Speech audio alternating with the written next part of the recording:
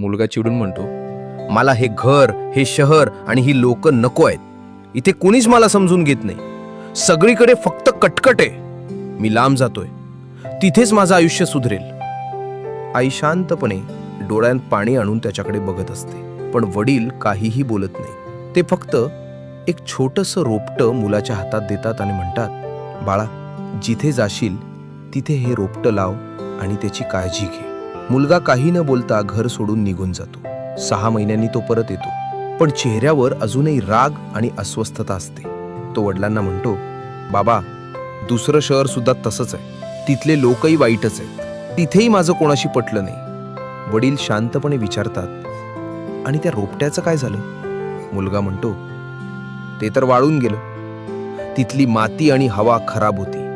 वडील हलकसं हसतात, बाळा, चूक मातीची नव्हती. रोपटं वाळलं कारण तू त्याला पाणीच घातलं नाहीस.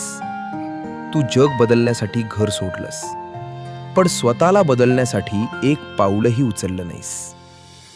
माणूस कुठेही गेला तरी त्याचा स्वभाव आणि विचार त्याच्या सोबत जातात. हे ऐकून मुलाच्या डोळ्यात पाणी येतं. कर्माचा चौथा नियम, तुम्ही बदललात तरच जग बदलेल. आपण जगाला दोष देत राहतो, पण बदलाची सुरुवात स्वतःपासूनच करावी लागते. जर ही गोष्ट तुम्हाला आवडली असेल तर लाईक करा, शेअर करा आणि अशाच गोष्टींसाठी चॅनलला सबस्क्राईब करायला विसरू नका.